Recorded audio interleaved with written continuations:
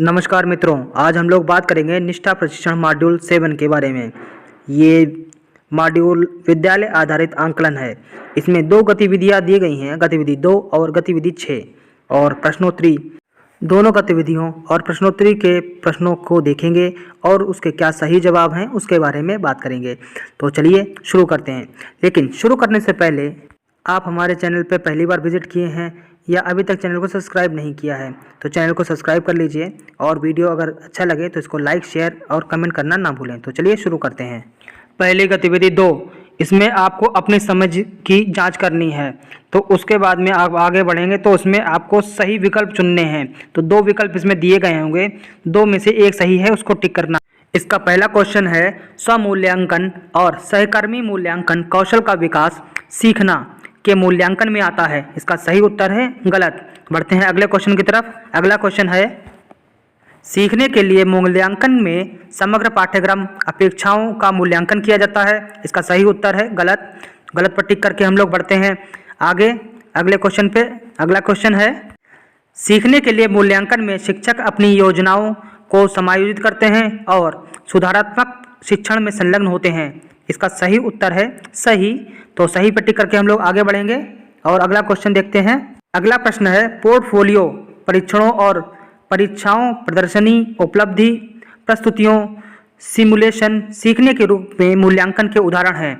इसका सही उत्तर होगा गलत। तो गलत पर टिक करके हम लोग आगे बढ़ेंगे और अगला क्वेश्चन देखते हैं। शिक्षक और छात्र दोनों मूल्यांकन के रूप में सीखने में निरंतर प्रगति का निरीक्षण और प्रक्रिया के बारे में समीक्षा करते हैं। तो इसका सही उत्तर होगा सही। सही पर टिक करके हम लोग जब नेक्स्ट करेंगे, आगे बढ़ेंगे तो हमारी ये गतिविधि समाप्त हो जाएगी। तो हमारा इस तरीके का स्कोर आएगा। जो क्वेश्चन मैंने बताए हैं अगर आप वही टिक करेंगे तो आपके 5 में 5 आएंगे। अब बढ़ते हैं अगली गतिविधि। इसमें गतिविधि दूसरी है 6 नंबर की गतिविधि। अपनी समझ की इसमें भी जांच करनी है और पहली वाली गतिविधि के आधार तरीके से ही आपको इसमें भी सही विकल्प चुनना है। इसमें भी 2 विकल्प होंगे। तो पहला क्वेश्चन है, क्षेत्र का दौरा, सर्वेक्षण, कला कार्य जैसे मॉडल बनाना, रंगोली बनाना, प्रयोग, परियोजनाएं आदि समूह कार्य की मांग करते हैं और प्रक्रिया कौशल के साथ साथ सामाजिक कौशल का आकलन करने के लिए उत्कृष्ट अवसरों के रूप में उपयोग किया जा सकता है। इसका सही उत्तर होगा सही। तो सही पर टिक करके हम लोग आगे बढ़ेंगे और देखते हैं अगला क्वेश्चन। अगला क्वेश्चन है, एक रूब्रिक इकाई कार्यों पर छात्रों का आकलन करने के लिए उपयोग किए जाने वाले मानदंडों का एक व्यापक समूह है। इसका सही उत्तर होगा गलत। तो गलत पर टिक करके हम लोग आगे बढ़ेंगे और देखते हैं अगला क्वेश्चन। अगला क्वेश्चन है, शिक्षार्थियों को अपने स्वयं के कार्यों के साथ साथ अपने साथियों के मूल्यांकन के लिए पर्याप्त अवसर नहीं दिए जाने की आवश्यकता है।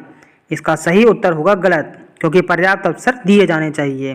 तो गलत पर टिक करके हम लोग आगे बढ़ते हैं और देखते हैं अगला क्वेश्चन। अगला क्वेश्चन है, पोर्टफोलियो से माता पिता अपने अभिभावकता की क्षमताओं और उनकी रुचियों के बारे में जान सकते हैं, जिनकी भी अनदेखा करते हैं और प्रतिक्रिया के साथ अब वे अपने बच्चों को प्रगति के लिए समर्थन कर सकते हैं।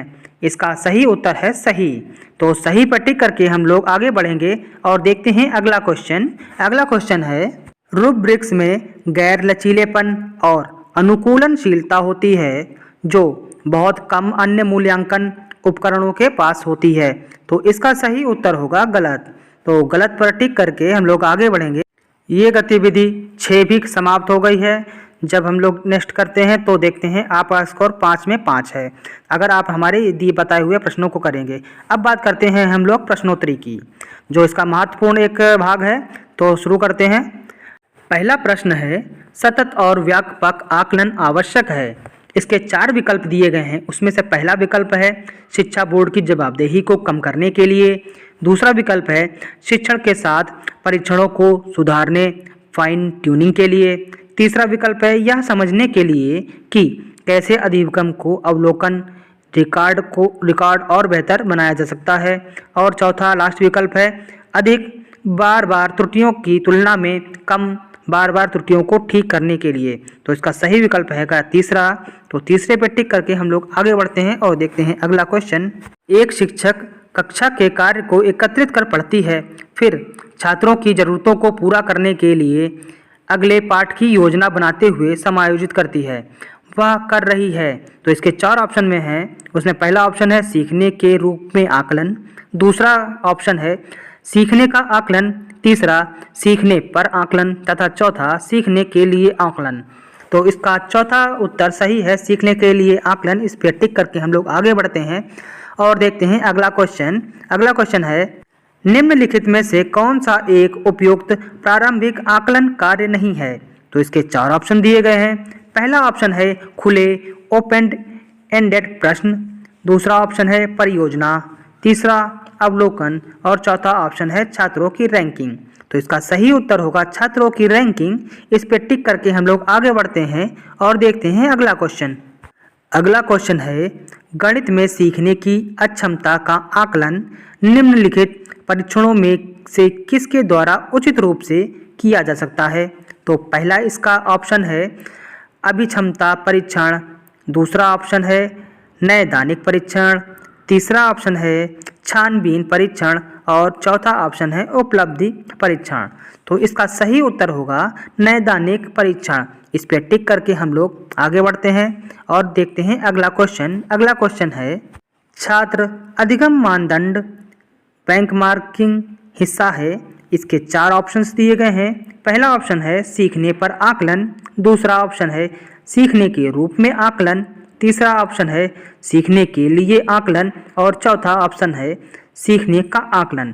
तो इसका सही उत्तर होगा सीखने का आकलन। इस पर टिक करके हम लोग आगे बढ़ते हैं और देखते हैं अगला प्रश्न।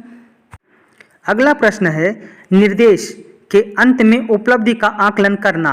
इसके 4 आपको ऑप्शन दिखाई पड़ेंगे। पहला ऑप्शन होगा सीखने के रूप में आकलन, दूसरा ऑप्शन है नैदानिक आकलन, तीसरा ऑप्शन है सीखने का आकलन, चौथा ऑप्शन है सीखने के लिए आकलन। तो इसका सही उत्तर होगा सीखने का आकलन। इस पर टिक करके हम लोग आगे बढ़ते हैं और देखते हैं अगला क्वेश्चन। अगला क्वेश्चन है निम्न में से कौन सी विद्यालय आधारित आकलन SBA की मुख्य विशेषता है। इसके 4 ऑप्शंस दिए गए हैं। पहला ऑप्शन है प्रशिक्षण ड्रिल आधारित गतिविधि, दूसरा ऑप्शन है योग्यता आधारित गतिविधि, तीसरा ऑप्शन है सामग्री आधारित गतिविधि और लास्ट चौथा ऑप्शन शिक्षक केंद्रित गतिविधि। तो इसका सही उत्तर होगा दूसरा योग्यता आधारित गतिविधि। तो इस पर टिक करके हम लोग आगे बढ़ेंगे और देखेंगे अगला क्वेश्चन। अगला क्वेश्चन है कक्षा में समूह गतिविधियों द्वारा छात्रों में निम्नलिखित में से किसे विकसित किया जाता है। इसके 4 ऑप्शंस दिए गए हैं। सहयोग, दूसरा ऑप्शन अनुशासन, तीसरा ऑप्शन नेतृत्व की भावना और चौथा ऑप्शन उत्साह की भावना। इसका सही उत्तर है सहयोग। तो सहयोग पर टिक करके हम लोग आगे बढ़ेंगे और देखेंगे अगला क्वेश्चन। और अगला क्वेश्चन है आकलन का उद्देश्य।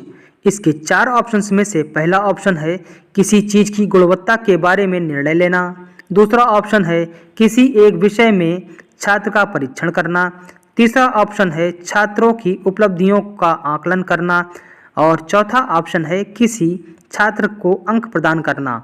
तो इसका सही उत्तर है किसी चीज़ की गुणवत्ता के बारे में निर्णय लेना। तो इस पर टिक करके हम लोग आगे बढ़ेंगे और देखते हैं अगला क्वेश्चन। अगला क्वेश्चन है अधिगम का अनुवीक्षक आकलन हिस्सा है।